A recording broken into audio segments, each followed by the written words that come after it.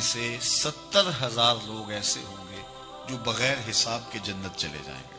عرض کی اے اللہ کے پیارے محبوب صلی اللہ علیہ وآلہ وسلم وہ کون ہیں؟ فرمایا یہ وہ خوش نصیب ہیں جو شرکیہ دم طلب نہیں کرتے۔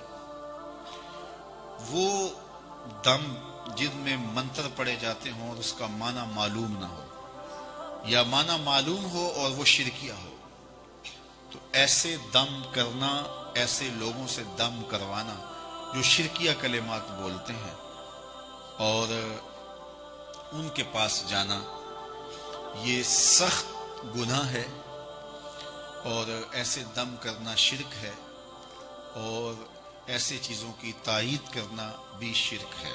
ہاں، اگر قرآن مجید کے پاکیزہ کلمات کے ذریعے سے کوئی دم کرتا ہے تو اس میں کوئی حرج نہیں ہے۔ جس طرح صحابہ ایک سفر پہ گئے تو کسی کو سانپ نے کاٹ لیا تو انہوں نے سورہ فاتحہ پڑھ کر کے اس کو دم کیا اور اللہ نے اس کی برکت سے اس کو شفا بھی عطا کی۔ تو اگر قرآن مجید کے کلمات سے دم کیا جائے تو اس میں کوئی حرج نہیں۔ دم کبھی کوئی آ جائے تو کر دینا چاہیے۔ دم درود کی یہ دکان نہیں ڈالنی چاہیے۔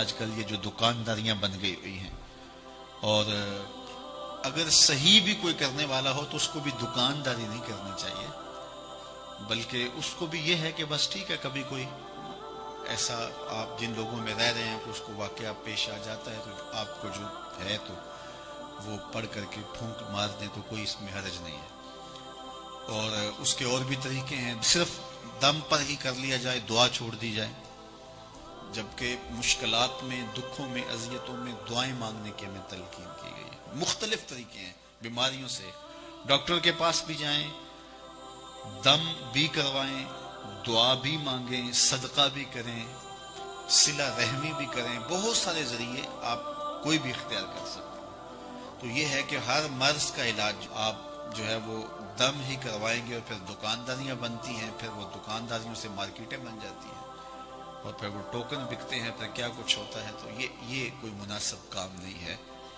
تو یہ کام تو بڑا ہے، اس وقت اس پہ ٹیکس بھی کوئی نہیں ہے، اور اس پر کوئی انویسٹمنٹ بھی نہیں کرنی پڑتی، اور لاکھوں کروڑوں روپے اس پر کمائے جا سکتے ہیں، اور یہ کاروبار چلتا بھی بڑا ہے۔ وہ چونکہ یہ پھر ہر پیر کو، ہر جو ہے وہ بدھ کو، ہر منگل کو، ہر اتوار کو کوئی دن رکھ لیا جائے تو بس پھر لوگوں کے تانتے بن جاتے ہیں۔ یہ قوم ضعف الاعتقادی کی مرض میں مبتلا ہے، اس لیے کوئی بھی کہیں بھی بیٹھ جائے، ایسے لوگ جنہیں استنجا بھی کرنے نہیں آتا، جنہوں نے 6 ماہ سے غسل بھی نہیں کیا ہوتا، وہ بھی بیٹھے ہوتے ہیں تو وہاں بھی ہجوم ہوتا ہے۔ میرے پاس ایک پڑھا لکھا شخص آیا، اور ایسے شخص کے بارے میں سرکار جی کہہ رہا تھا جس کو کلمہ بھی یاد نہیں ہے۔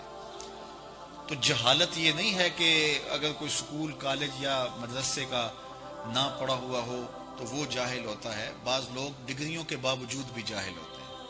شعور کی دولت یہ اللہ کی عطا ہے، جس کو چاہے عطا کرتا ہے۔ میں نے دیکھا بڑے بڑے پڑھے لکھے، سمجھدار، سنجیدہ متین، بعض اہم عہدوں پہ فائز المرام لوگ، لیکن وہ ایسے لوگوں کے پاؤں میں بیٹھے ہوئے ہوتے ہیں جو جاہل، اجڈ اور گنوار قسم کے ہوتے ہیں، جنہیں بات کرنے کا سلیقہ اور تہذیب بھی نہیں ہوتی، جن کے بدن سے تعفن اور بدبو اٹھ رہی ہوتی ہے، 6 ماہ، سال نہائے نہیں ہوتے، تو وہاں جا کے بیٹھے ہوتے ہیں اور آسمان کے سمجھتے ہیں یہاں سے فیض ملا، یہاں سے گندگی اور غلاظت مل سکتی ہے، فیض نہیں مل سکتا۔ تو یہ جہالت ہے ہمارے معاشرے کے اندر، اور کچھ لوگ ڈرتے بولتے بھی نہیں پتہ نہیں کیا ہو جائے گا۔ جو اللہ کے رسول نے فرما دیا اس کے مقابلے میں کوئی بابا نہیں ہے، کوئی ملنگ نہیں ہے، اور کبھی ہمیں آج تک ہوا ہی کچھ نہیں ہے۔ وہ ایک بندے نے کہا یہ تباہ ہو جائے گا، برباد ہوئے گا، میں الحمدللہ ابھی بھی رسول اللہ کے دین کے گیت گا رہا ہوں۔ تو کچھ نہیں ہوتا، ان لوگوں کے جو ہے وہ مکر و فریب ہوتے ہیں۔ تو فرمایا کہ ایک تو یہ دکیا نہیں لیتے، یہ جو شرکیہ کلمات سے بھرے ہوئے دم ہوتے ہیں، ایک تو فرمایا وہ نہیں لیتے، یہ جو 70,000 لوگ ہیں جو بغیر حساب کے جنت میں جائیں گے۔ اور دوسرا فرمایا اور یہ وہ خوش نصیب لوگ ہیں جو بدشگونی اختیار نہیں کرتے، اور فرمایا کہ وہ داغ بھی نہیں لگواتے، بدن کے مختلف حصوں پہ مختلف داغ لگوا لیتے ہیں، فرمایا ایسا بھی نہیں کرتے، اور وہ اپنے رب پر ہی بھروسہ کرتے ہیں، اپنے رب پر ہی توکل کرتے ہیں۔ 70,000 لوگ ہیں ایسے جو بغیر حساب کے جنت